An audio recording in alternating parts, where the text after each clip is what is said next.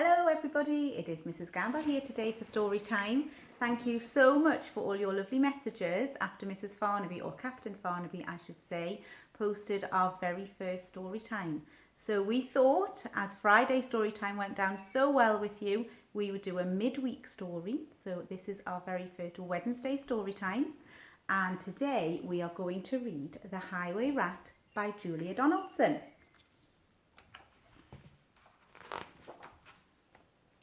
The highway rat was a baddie, the highway rat was a beast. He took what he wanted and ate what he took. His life was one long feast.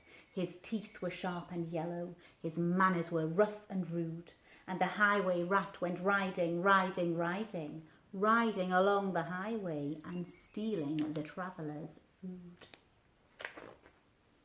A rabbit came hopping along the road, then stopped with her paws in the air, for blocking her way was the highway rat, who cried out, "Who goes there? Give me your pastries and puddings, give me your chocolate and cake, for I am the rat of the highway, the highway, the highway.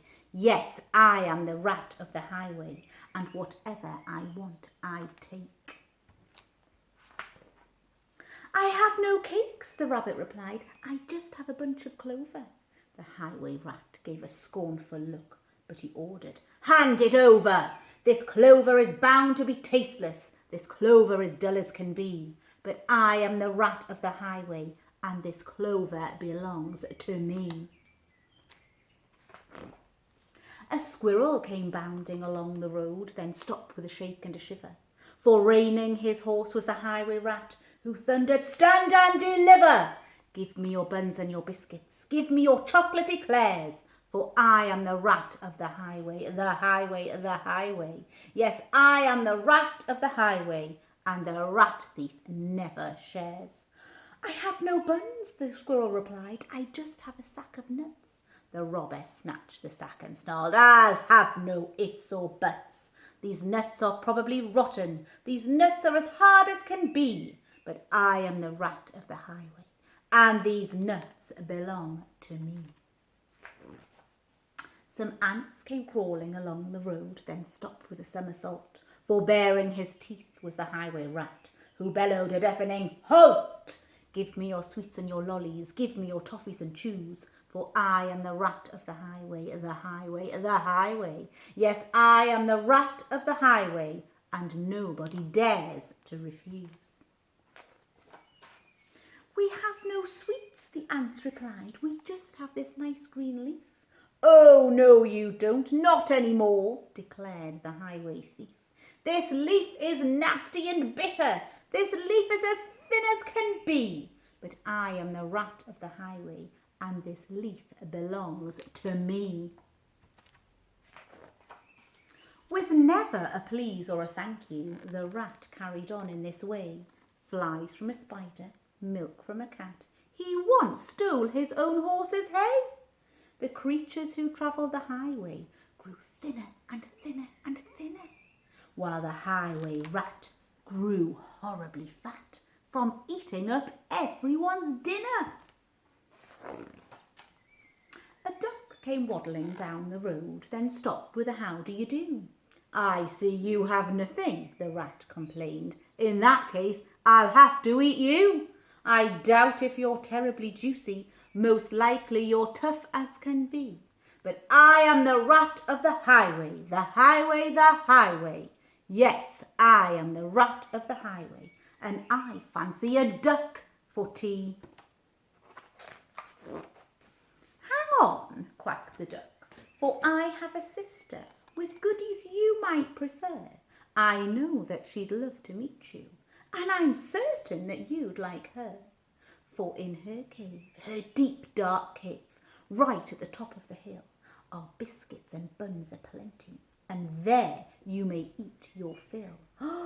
"Lead on," cried the rat, and they took to the road, which seemed it would never end. Onwards they rode, and upwards, bend after bend after bend. At last they came to a lonely cave, and the duck began to quack. She quacked, "Good evening, sister, sister, sister." And sister, sister, sister, A voice from the cave came back. Do you have cakes and chocolates? The highway robber cried. And chocolates, chocolates, chocolates, the voice from the cave replied. I'm coming to take them, the rat thief yelled. His greedy eyes grew round. And take them, take them, take them, came back the welcome sound.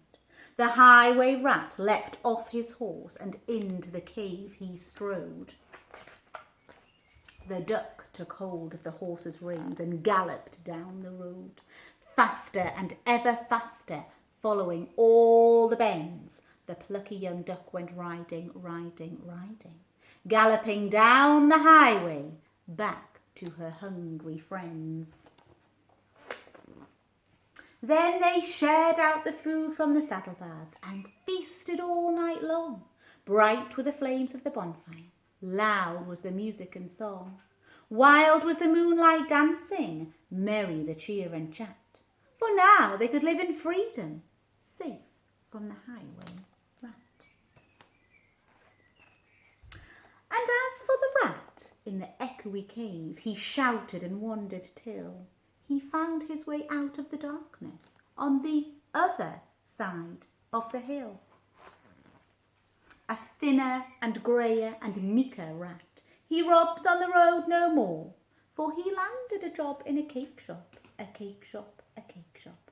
And they say he still works in the cake shop, sweeping the cake shop floor. So I think that naughty rat learned a lesson at the end, didn't he? Well, I hope everyone is okay, and we can't wait to see you all again soon. Look out for Mrs. Farnaby or Captain Farnaby's video, a new story on Friday. See you soon. Bye.